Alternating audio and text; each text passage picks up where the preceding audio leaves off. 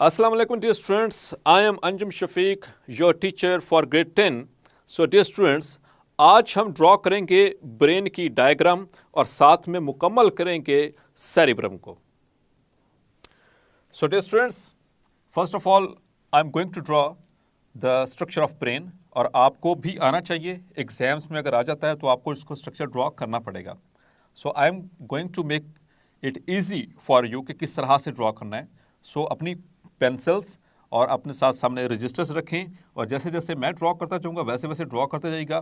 आपको बिल्कुल डिफ़िकल्ट नहीं लगेगा. I will try my level best to make it easy for you, ताकि आपको बनाना भी आ जाए, उसको ड्रॉ करना भी आ जाए और फिर उसके बाद उसको लेबल करना भी आ जाए.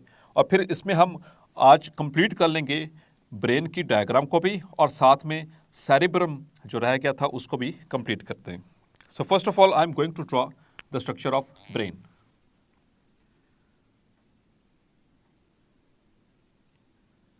So it is easy to draw. As you can see, I am drawing.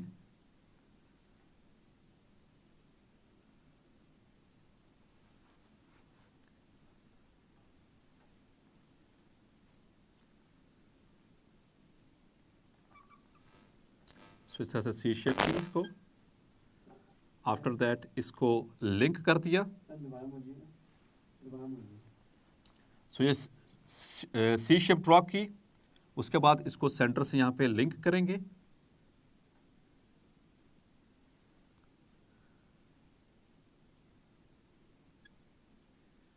After that इस तरह से करके नीचे एक छोटा सा स्ट्रक्चर बनाएंगे. And from here we are going to draw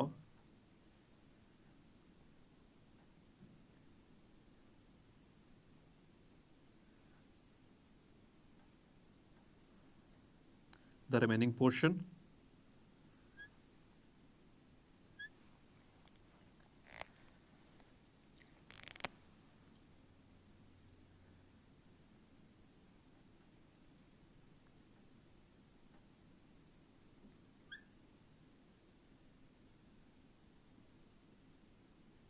So this is, I am going to draw the cerebellum. Very easy to draw. आप मेरे साथ साथ ड्रॉ करते रहें, इंशाल्लाह आपको भी आसान लगेगा. It is not a hard job.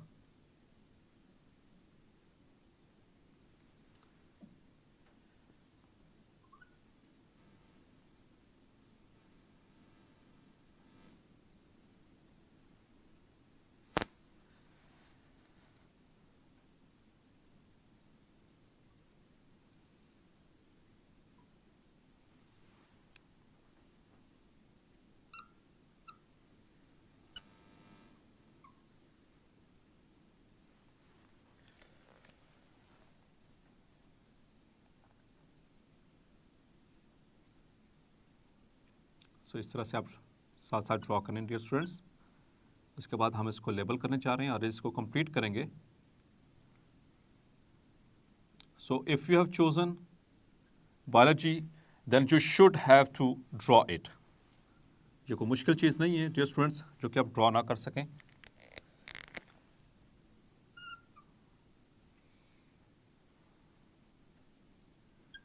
So this is the structure of a brain.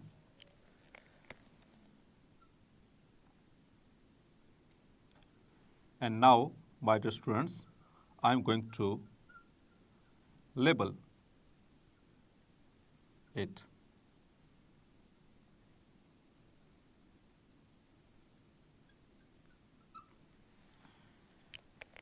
So देखा आपने dear students, it is very easy to draw. Now I am going to label. So this structure is called as cerebral cortex. और dear students आपको याद होगा previous lecture में हमने बात की थी सेरिब्रल कॉर्टेक्स जो अपर मोस्ट लेयर होती है सेरिब्रम की, that is called as the cerebral cortex. Then this one is the occipital lobe.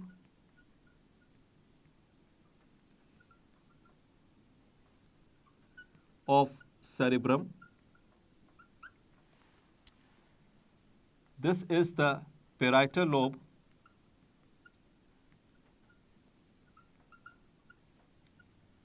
of cerebrum. This one is the frontal lobe of cerebrum, and this one is the temporal lobe of cerebrum. तो ये 4 lobes हो गए cerebrum के, and this complete structure, ये जितने भी lobes हैं जिसको मैंने इस ग्रीन कलर से मार्क किया, ये सारा area my dear students, this is of the cerebrum, the part of the forebrain. This region, this one is the thalamus. This one is thalamus. और यहाँ पर ये वाला स्ट्रक्चर जो है dear students, this is hypothalamus. As you can see, ये thalamus और इसके नीचे मौजूद है द हाइपोथैलेमस. और यहाँ पर ये आपको एक छोटा सा पी साइज्ड, एक जो मटर के दाने के बराबर ऑलमोस्ट होता है, this structure is called as the pituitary gland. This is the pituitary gland.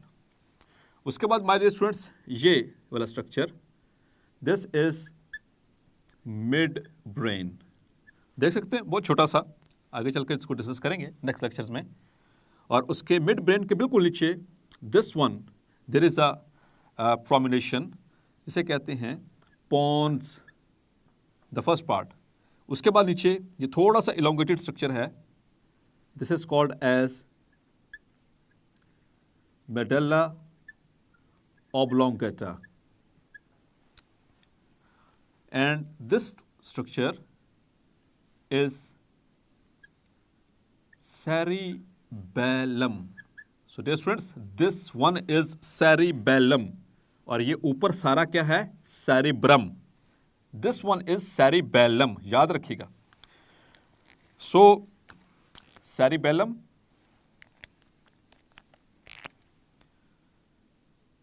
number 1, pons, number 2, and medulla oblongata, number 3.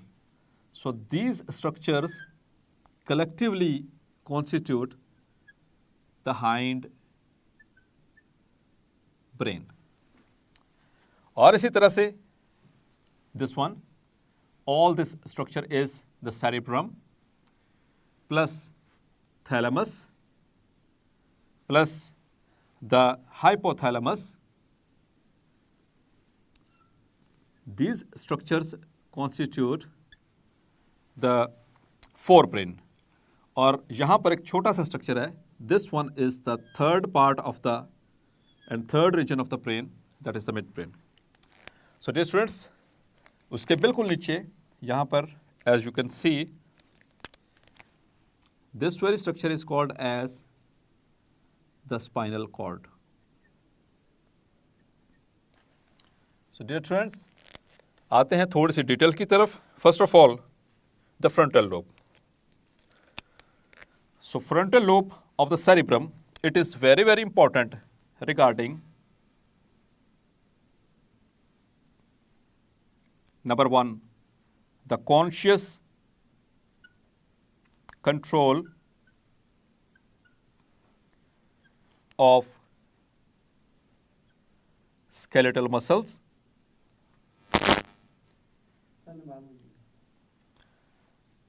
the conscious control of skeletal muscles. Number 2, it is involved in the movements for speech, यानी जो हमारी बोलने की ताकत है उसमें हमें मुख्तलिफ तरह के वर्ड्स को अटर करने के लिए, उनको प्रोनाउंस करने के लिए, कौन सा वर्ड किस तरह से प्रोनाउंस करना है, कहाँ पर ज़ुबान को टच करना है, कहाँ पर लिप्स बंद करने हैं, कितने प्रेशर से करने हैं और किस हिस्से से किस तरह से एक्शन परफॉर्म करवाना है, वो सारे के सारे movements they are related to the frontal lobe of the cerebrum. Next, my dear students, that is the occipital lobe. ये बिल्कुल इसके ऑपोजिट पीछे वाले साइड पर यहाँ पर मौजूद है, over here. So occipital lobe, it is concerned with the receiving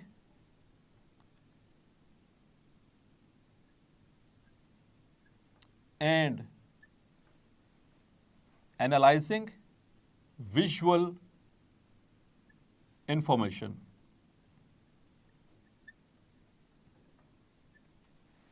मतलब कि जो कुछ भी हम देख रहे हैं, जो कुछ भी हम ऑब्जर्व कर रहे हैं with the help of our eyes, तो उसकी सारी की सारी जितनी भी सेंसेशंस हैं वो यहाँ से ऑप्टिक नर्व से होते हुए वो जाती हैं इस ऑक्सीपिटल लोब में, और वहाँ पर वो हमें चीज़ परसीव होती है कि हम क्या देख रहे हैं, तो उसको रिसीव भी करना और उसको एनालाइज करना. सो विजुअल इंफॉर्मेशन, वो उसको हम किस तरह से वो स्ट्रक्चर नज़र आएगा. लिटरली स्पीकिंग, अगर हम जब देखते हैं सामने किसी भी चीज़ की तरफ, तो हमारे लेंस में उसका इन्वर्टेड इमेज बनता है, लेकिन जो हम परसीव करते हैं वो बिल्कुल सीधा इमेज होता है. तो वो जो परसीव करवाने के बाद जो इमेज हमें नज़र आता है वो यहाँ पर ऑक्सीपिटल लोब का फंक्शन है. Now my dear students, the parietal lobe of the cerebrum, it is concerned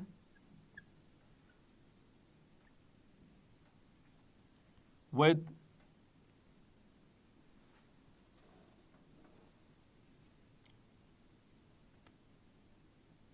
receiving sensory information.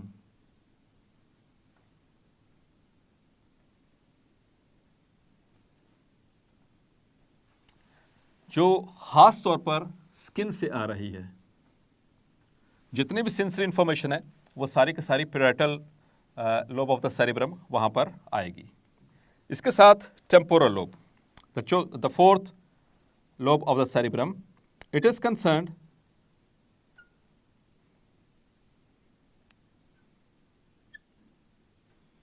With smell and hearing, यानी हमारी सूंघने की हिस्स और हमारे सुनने की हिस्स वो सारी यहाँ पर आकर रिलेट कर रही होती है. ये एरिया उससे कंसर्न होता है. तो यहाँ पर ये टेम्पल्स, ये हमारे टेम्पोरल लोब यहाँ पर मौजूद है. तो यहाँ पर देख सकते हैं यहीं पे हमारे कान्स हैं और यहीं पे ही जो हमारे नोज़ की जो सेंसेशंस हैं वो इसी एरिया के अंदर आकर प्रोड्यूस होंगी. सो डियर स्टूडेंट्स, यहाँ पर एक और चीज़ बताता चलूँ. सेरिब्रम के अंदर डीप तकरीबन इस एरिया के अंदर एक और स्ट्रक्चर मौजूद है जिसका जिक्र हमारी बुक के अंदर मौजूद है. This structure is called the hippocampus.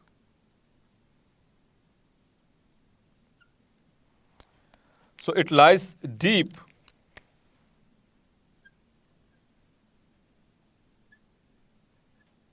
In cerebrum. और आपको एक इंटरेस्टिंग इंफॉर्मेशन देता चलूं, which is also included in our book, हमारे सिलेबस में मौजूद है, कि hippocampus it is concerned with the formation of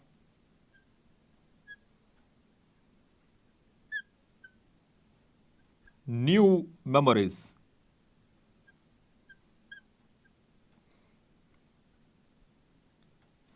जो नई यादाश्त है, जैसे आज मैंने क्या किया, अभी थोड़ी देर पहले मेरे साथ क्या हुआ, तो जो कुछ भी नई चीज़ें हैं उनकी जो यादाश्त है वो इस हिप्पोकैम्पस के अंदर जाकर के स्टोर होती है. लेकिन माय डियर स्टूडेंट्स, जब कभी हिप्पोकैम्पस में कोई इश्यूज आ जाए, मतलब इस स्ट्रक्चर के अंदर किसी भी तरह का कोई इलनेस आ जाए, डिजीज़ आ जाए, the person will be unable to memorize the new events. यानी कि जो नए होने वाले कोई भी इवेंट होगा वो इसको याद नहीं रहेगा. हाँ, जो चोट लगने से पहले या हिप्पोकैम्पस के ख़राब होने से पहले जो इन्फॉर्मेशन थी वो सेव रहेगी, इतना ज़रूर है. लेकिन इसके बाद, ख़राब होने के बाद जितनी भी न्यू मेमोरीज़ हैं वो कभी भी इस शख्स को याद नहीं रहेंगी. रिगार्डिंग द हिप्पोकैम्पस, अगर इसमें कोई खराबी हो जाए तो। सो डियर स्टूडेंट्स, यहां पर एक और चीज आपने यहां पर देख भी रहे हैं और आप सोच भी रहे होंगे कि यहां पर ये बिल्कुल प्लेन क्यों नहीं है, हमारा ब्रेन ऊपर से बिल्कुल ऐसे प्लेन क्यों नहीं है, इसके अंदर ये क्यों इस तरह से ये स्ट्रक्चर है लाइक दिस, इसके अंदर कहीं पे उतार कहीं पे चढ़ाव ये इस तरह से मौजूद है। So the reason is my dear students कि अल्लाह ताला ने हमारे ब्रेन के अंदर इस मिरेकल को स्टोर करना है, तो उस पर्पस के लिए यहाँ पर क्या किया, इसका सरफेस एरिया इंक्रीज करने के लिए यहाँ पर इसको फोल्डिंग्स में कन्वर्ट कर दिया। आप को याद होगा, आपने प्रीवियस गेट में पढ़ा था कि जो फोल्डिंग्स होती हैं, अगर आप किसी भी स्ट्रक्चर को फोल्ड कर दें तो वो उतने ही वॉल्यूम में ज़्यादा स्ट्रक्चर्स आ सकते हैं, ज़्यादा सेल्स आ सकते हैं। इससे क्या होता है कि जो सरफेस एरिया वो इंक्रीज कर जाता है। जैसे कि आपको याद होगा डाइजेस्टिव सिस्टम में पढ़ा था आपने विल्लाई, जो आइलियम है हमारी तीसरी जो पार्ट है, the third part of the small intestine, वो बिल्कुल प्लेन नहीं है, बल्कि उसमें ऐसे फिंगर लाइक प्रोजेक्शंस हैं। वो फिंगर लाइक प्रोजेक्शंस क्यों हैं? ताकि एब्जॉर्प्शन के लिए सरफेस एरिया इंक्रीज किया जा सके। इसी तरह से ये इतना कॉम्प्लेक्स स्ट्रक्चर है और इसको उस छोटे से स्ट्रक्चर के अंदर यानी कि स्कल के अंदर, और स्कल में भी कहाँ पर, क्रेनियम के अंदर, उसको फिट करने के लिए अल्लाह ताला ने इसके अंदर इस तरह से फोल्डिंग्स बनाई। तो ये फोल्डिंग्स जो होती हैं, अब जो उभरा हुआ हिस्सा है इसे कहते हैं गायरस, और ये जो डिप्रेशन है इसे कहते हैं सल्कस। तो इस तरह से जो सेरिब्रल कॉर्टेक्स है, it has many gyri and sulci, जो कि इनकी प्लूरल है। गायरस की प्लूरल है गायराई और सल्कस की प्लूरल फॉर्म है सल्काई। सो यहाँ से लेकर और एंड तक ये डिप्रेशंस, एलिवेशंस मौजूद हैं ताकि ज़्यादा से ज़्यादा सरफेस एरिया मिल सके ब्रेन को एक क्रेनियम के अंदर बंद करने के लिए। सो डियर स्टूडेंट्स, एक और चीज़ यहाँ पर आपसे शेयर करता चलूँ regarding the matter of the brain, कि जो ब्रेन है उसका मैटर यानी कि किस चीज़ से बना हुआ है। So our brain is made up of white matter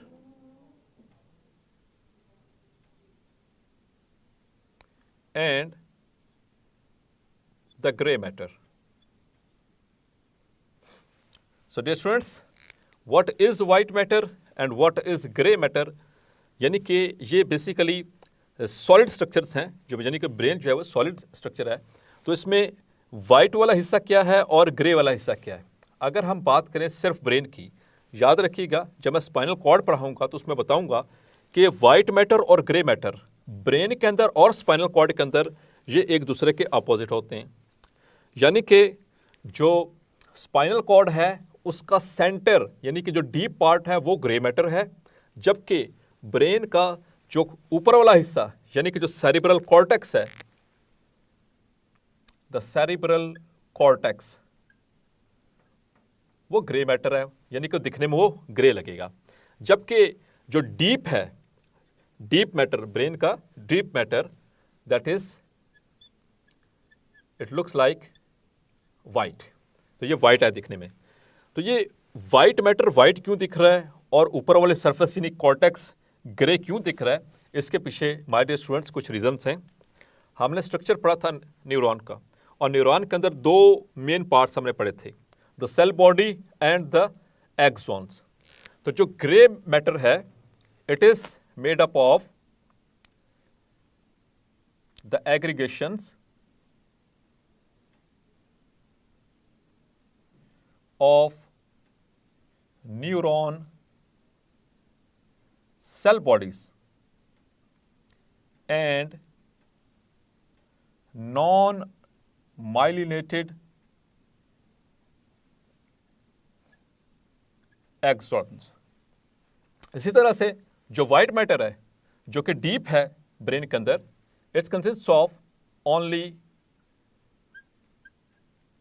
myelinated axons. तो जहां पर माइलिनेटेड एक्सॉन्स जमा होंगे वो एरिया वाइट दिखाई देगा, जहां पर सेल बॉडीज, न्यूरॉन का जो दूसरा हिस्सा था, सेल बॉडीज ये एक रफ सी डायग्राम बताता चलूँ आपसे, शेयर करूँ। So this is cell body and this is axon, जहां पर एक्सॉन इकट्ठे होंगे, लेकिन शर्त क्या है कि इस एक्सॉन के ऊपर वो माइलिन शीथ हो। If there is myelin sheath then that very matter appears white.